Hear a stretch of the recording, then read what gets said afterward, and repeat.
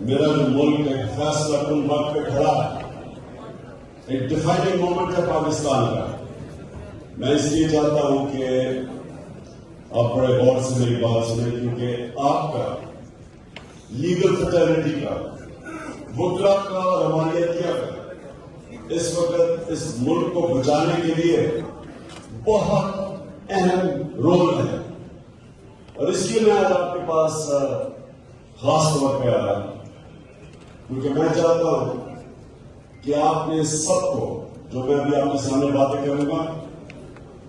آپ نے اس کو جہاد سمجھنا ہے، کیونکہ یہ جنگ ہے آپ کی اس قوم کی حقیقی آزادی کی. ہم نے اس وقت صحیح معنی میں اس وقت کا مقابلہ نہ کیا جو ہمارے اوپر بیرونی سازش کے تحت